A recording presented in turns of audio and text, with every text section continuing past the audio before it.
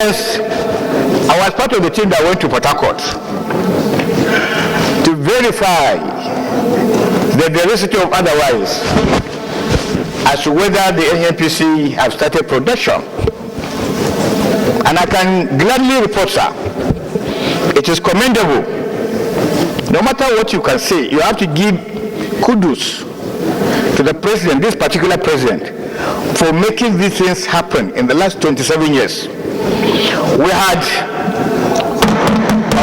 order. Listen to what Senator Ningi said, that we must commend this particular president for making the refinery in Port Harcourt to work, and that this has not happened in the last 27 years. 27 years. 27 years. Please go on. Years.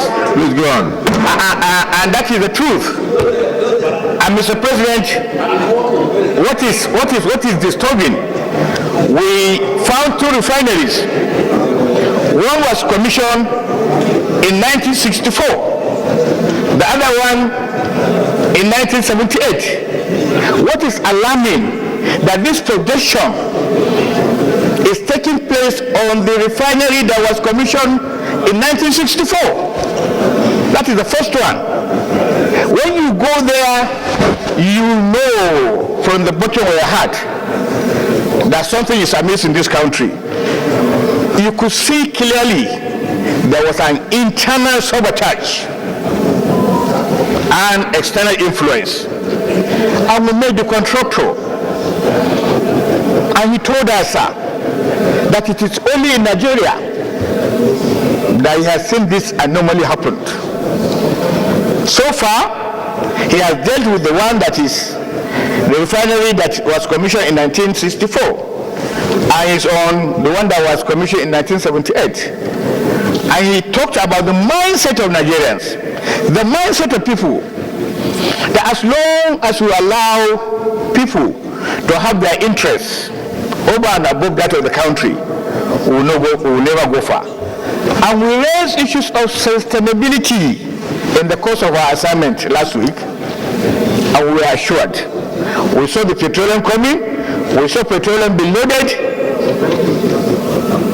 and I am sure it was all in the national decision. Now, what we must do, I'm sure it will be led by you, Mr. President, is to make sure that the ANPC should have no excuse whatsoever in coming back to say they needed something or the other, because we have seen production taking place. If they do that, that means we'll go back to the question of internal sabotage. Yes, going forward, the future is bright.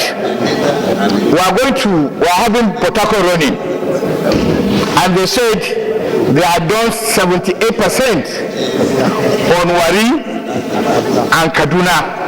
So if by March or June next year we have been able to put our refineries in action, plus Dangote, then we need to see the exchange rate coming down, because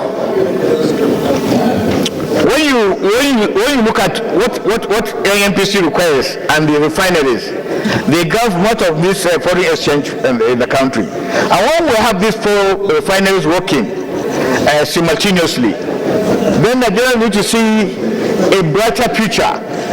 The Nigerians will feel it. They will see it. Right now, whatever you do in this country, there's a question mark whether it will continue. And whereby this thing is coming, where there's a production, we need to see the price of petroleum coming down. We should not continue to keep on business as usual.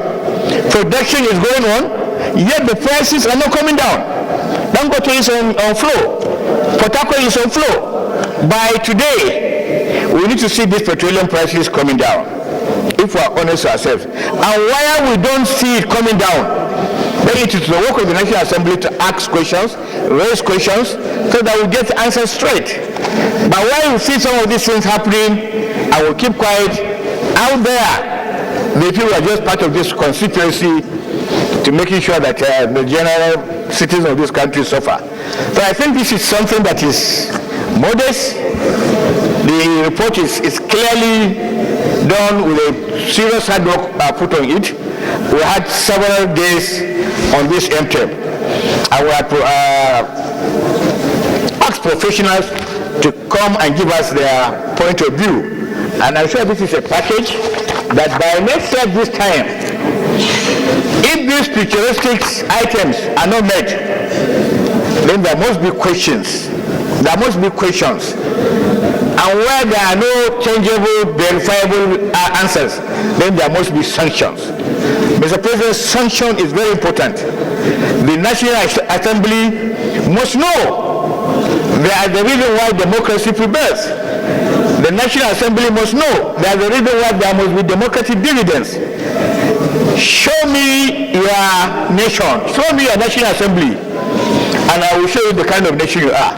Sir, we have what it takes to make sure that this country works, and I believe you can lead the way. Thank you very much. Thank you. I was just going to Ningi, and I represent Bauchi Center of Bauchi State.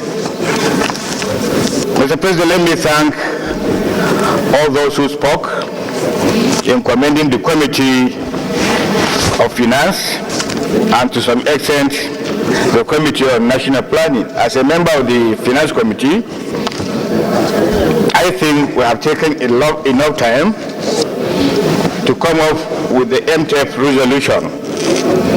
And this futuristic resolutions is a product of scientific analysis. It's not just something that came up without looking at the data.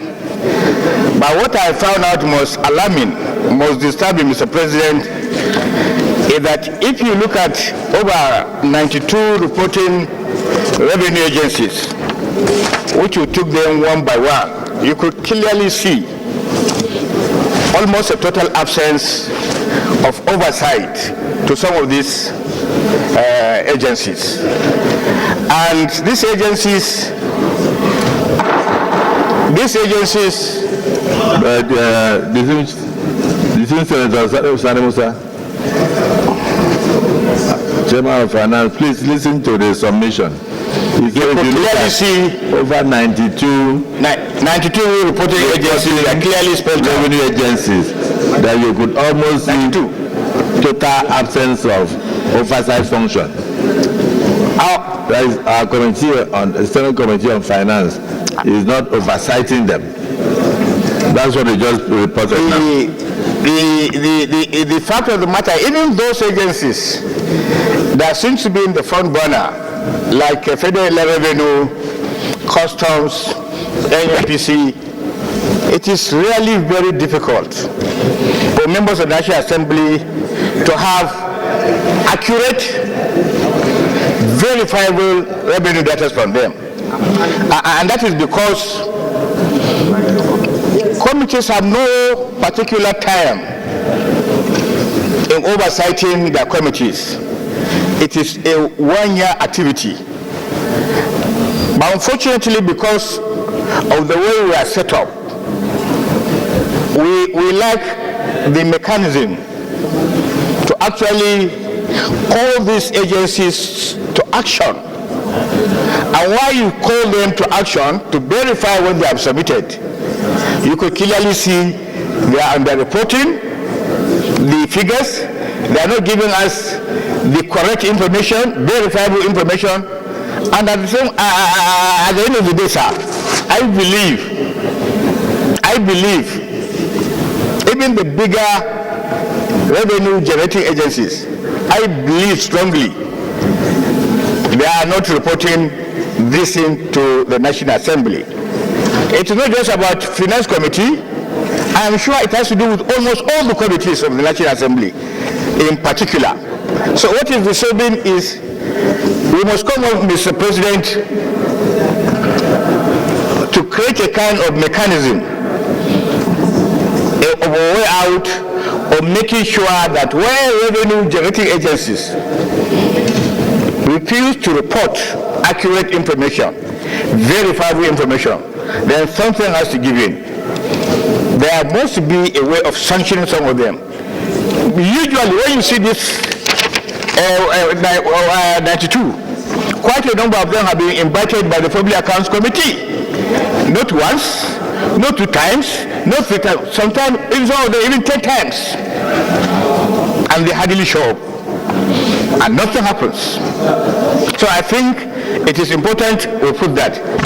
Secondly, of importance,